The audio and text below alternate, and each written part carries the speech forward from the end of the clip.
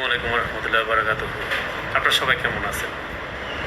আজকে আলোচনা করব টক্সিক মানুষ নিয়ে। আসলে টক্সিক মানুষ কেমন? আপনারা কি চিনেন টক্সিক মানুষ? যদি যদি না চিনে থাকেন তাহলে টক্সিক মানুষের কিছু ধারাবাহিকতা আজকে আপনাদের সামনে তুলে ধরব। টক্সিক মানুষ, আপনার খুব ক্লোজ কেউ আছে যাকে দেখে মনে হয় সব কিছু ঠিকঠাক, কিন্তু ভিতরে ভিতরে তিনি আপনাকে ধ্বংস করে দিচ্ছে। টক্সিক মানুষের উপস্থিতি ধীরে ধীরে আপনার জীবনে বিষের মতো কাজ করে। প্রথমে হয়তো টের পাবেন না, কিন্তু একটা সময় মনে হবে আপনার চারপাশটা ভারী, মনটা ক্লান্ত। হঠাৎ একদিন বুঝতে পারবেন এই ভারটা আসলেই মানুষেরই তৈরি। কিন্তু কিভাবে বুঝবেন যে কেউ আপনার সাথে টক্সিক করছে, টক্সিকের মতো আচরণ করছে? এমন কিছু আচরণ আছে যেগুলো যদি লক্ষ্য করেন তাহলে বুঝতে পারবেন আপনার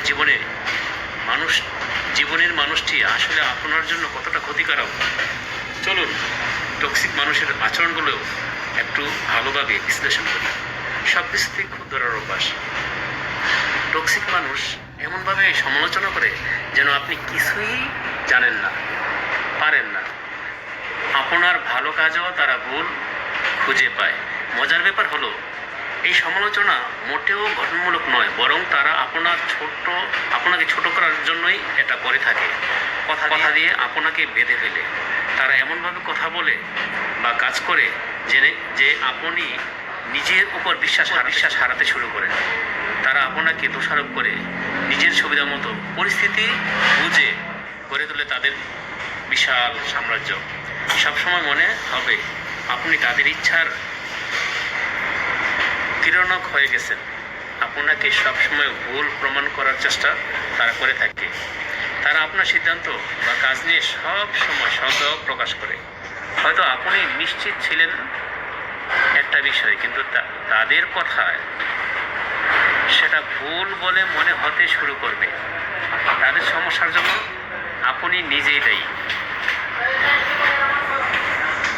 প্রশ্নটা কেমন মনে হচ্ছে না? হ্যাঁ, তারা সবসময় ভিকটিম।